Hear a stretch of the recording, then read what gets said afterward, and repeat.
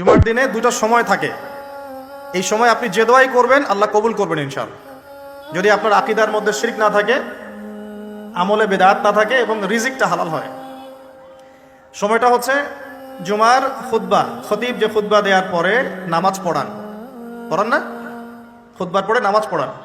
খুতবা শুরু হওয়া থেকে নামাজ শেষ হওয়ার এই যে মধ্যবর্তী সময়, এই সময় দোয়া কবুল হয়। আজকে আমরা কয়জন দোয়া করেছি?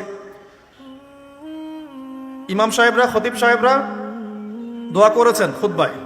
জনগণ আমরা আরবি সম্পর্কে এতটাই অজ্ঞ যে যখন ইমাম দোয়া করেন ওইটা যে দোয়া, এই দোয়ার সাথে আমিন বলতে হবে এটাও আমাদের জানা থাকে। প্রত্যেক মেম্বর থেকে আজকে বলা হয়েছে আল্লাহুম্মা আইজ আল ইসলাম ওয়াল মুসলিমিন। তখন মানুষ বসে বসে আঙ্গুল ফুটায়, মোবাইল টিপে, জানেই না যে দোয়া হচ্ছে আল্লাহুম্মা আইজ আল ইসলাম ওয়াল মুসলিমিন।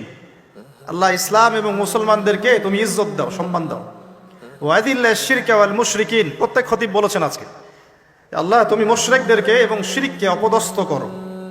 ওয়াদাম্মির আ'দা আদ-দ্বীন, তোমার দ্বীনের যত শত্রু আছে আল্লাহ তাদেরকে ধ্বংস করে দাও।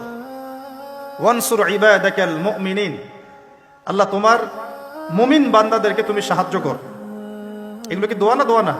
আরেকটা সময় জুমার দিনে আসরের ওয়াক্তের পর থেকে মাগরিব পর্যন্ত, আসরের ওয়াক্তের পর থেকে মাগরিব পর্যন্ত এই সময়টুকুর মধ্যে দোয়া কবুল হয়। আজকে কয়জন দোয়া করেছি?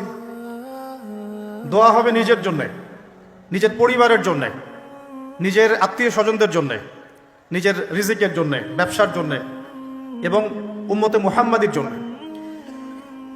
আজকের আলোচনার বিষয় দোয়া নয়, কিন্তু দোয়া একটা খুব গুরুত্বপূর্ণ বিষয়।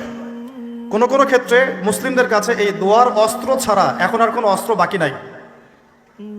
তো এই অস্ত্রটাকে আপনারা প্রয়োগ করতে পারবেন না? পারবেন না? আল্লাহ পাক তৌফিক দান করুন, আমিন।